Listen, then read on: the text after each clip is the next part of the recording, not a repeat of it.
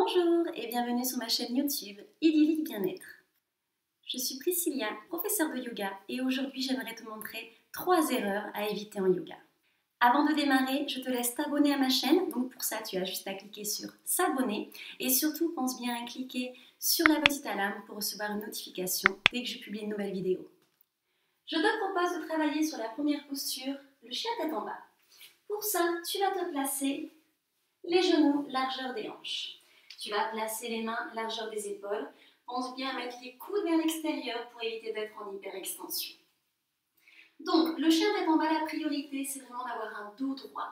On s'en fiche des jambes tendues, ça c'est en second plan. On ne cherche pas à avoir un dos rond et des jambes tendues. C'est plutôt un dos bien droit qui est la priorité. Donc là, tu vas crocheter les pieds et tu vas pousser le dos. Donc en général, on a tendance à pousser sur les mains et puis on s'arrête là. Et là, on n'a pas un dos droit. Donc, tu vas vraiment pousser au niveau des paumes de main et tu vas pousser les fesses en l'air, quitte à fléchir les jambes. La priorité, je répète, c'est un dos droit. Donc, tu appuies bien au niveau des paumes de main, tu montes bien la force au niveau des épaules, puis les fesses. Et là, j'ai une belle ligne au niveau des mains, des coudes, des épaules, des fesses. Dans un second temps, je peux tendre les jambes. Je pousse bien, j'essaie d'avoir un regard au niveau des épaules, au niveau des coudes, pardon. D'accord? Donc tu regardes bien au sol, on se replace, on crochette les pieds, hop, je pousse et je regarde au sol, au niveau de mes coudes. Et là, je respire. On ne se met surtout pas en apnée. On ne bloque pas la respiration, on garde une respiration fluide. Une autre erreur à éviter, c'est de pousser un petit peu trop la poitrine et du coup de jouer sur le dos. Donc en général, on peut aussi faire ça. Ça, il ne faut pas non plus, d'accord? Parce que là, au niveau de mon dos, il n'est pas droit du tout. Donc je répète, appuie sur les mains, pousse les fesses, le regard au niveau des coudes. Et on souffle.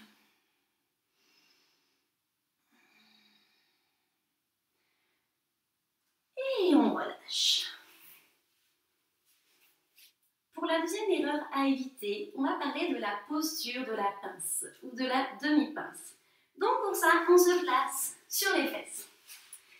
Donc on va travailler la demi-pince, on va le faire que sur un côté, ce sera exactement la même chose de l'autre. On va commencer par tendre les deux jambes et là vous allez ramener un pied au niveau de la cuisse de l'autre jambe. Donc le pied déjà, il faut être bien placé, bien droit au niveau de la jambe, c'est-à-dire qu'on a le talon, les orteils. On évite de planquer les orteils bien au chaud, d'accord? Parce qu'en plus on a tendance à surélever du coup la jambe qui est fléchie. On se place correctement. On essaie de caler les deux fesses au sol. Si besoin, moi je vous conseille de prendre un bloc ou bien un oreiller directement. Et puis on le place sous le genou. Là, comme ça, j'ai une bonne stabilité. Les deux fesses au sol. Je peux appuyer sur mon genou et je suis à l'aise pour la posture. Le second temps, la jambe tendue. Donc là, je vais me mettre de profil. Pour la jambe qui est tendue, le pied bien flex. Et là, l'objectif, ce n'est pas de ramener la tête vers le genou. D'accord? Si je ramène la tête vers le genou, c'est bien, mais là, regardez mon dos. Mais du coup, j'ai un dos tout arrondi. Et puis là, hop, j'ai carrément de l'espace. Donc, l'objectif de cette posture, ça va être de ramener le ventre vers la cuisse. Éventuellement, la tête vers le genou, mais on ne vient pas chercher ça en premier. Le pied flex. On place les mains au niveau du genou. Et là, on va inspirer, on tire la colonne.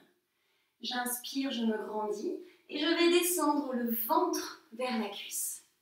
Même si on descend un tout petit peu, c'est pas gênant. Inspire, tire la colonne, pousse les fesses en arrière.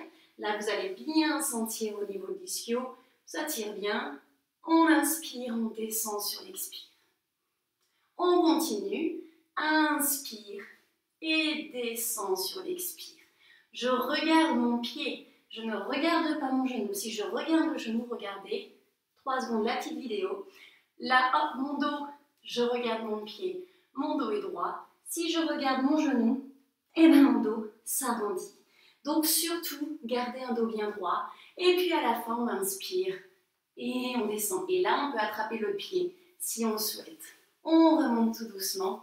Et pensez surtout à avoir le pied bien flex sur cette posture. La troisième erreur à éviter concerne la pose du guerrier numéro 2. Donc pour ça, vous allez écarter les jambes. On écarte suffisamment, le pied doit être positionné à peu près entre le coude et la main. Ok, vous allez tourner donc le pied gauche. Le pied gauche, on le tourne complètement à 90 degrés. Le pied droit, on le tourne juste à 5-10 degrés. Le bassin est placé bien de face. Là, on serre bien le dos fessier pour avoir les fesses en arrière et avoir un dos tout cambré. On serre tout, on a une bonne sangle abdominale. Ok, on appuie bien sur les pieds. C'est-à-dire qu'on appuie bien aussi sur la plante du pied et surtout sur l'écart externe du pied. Le pied ne doit pas décoller sur la posture. On place les bras, on évite d'avoir les épaules trop hautes, donc on relâche bien les épaules, on tire la tête, on inspire, on se grandit et on expire, on descend. Lorsqu'on descend, donc le genou, on va le placer au-dessus du talon. Pas plus loin, pas trop proche de vous. Vous allez vraiment le placer pour qu'il soit bien en appui sur le talon. Ok. Les épaules, on ne vient pas les mettre vers l'avant, d'accord? Les épaules restent bien au-dessus du buste, tout au-dessus de la taille, pardon. Tout est bien gainé, on a un buste bien gainé, on est un beau guerrier. On relâche bien les épaules. Et là, on tourne la tête à gauche. Ok. En option supplémentaire, vous pouvez serrer un peu plus la fesse droite pour replacer le bassin bien de face et tourner un peu plus le genou. C'est-à-dire que le bassin est de face, mais le genou vient sur le côté. Donc on évite de bouger la taille. Ça, c'est le petit détail si vous êtes expérimenté, si vous êtes à l'aise avec cette posture.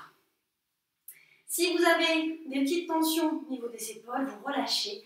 Et là, on vient surtout renforcer la cuisse. Vous devez sentir un quadriceps bien tonique. C'est l'objectif de cette posture. Et on relâche. Attention lorsqu'on fait cette posture de ne pas décoller le pied. D'accord? Donc quand on est placé, évitez là de décoller le quart externe de la jambe droite.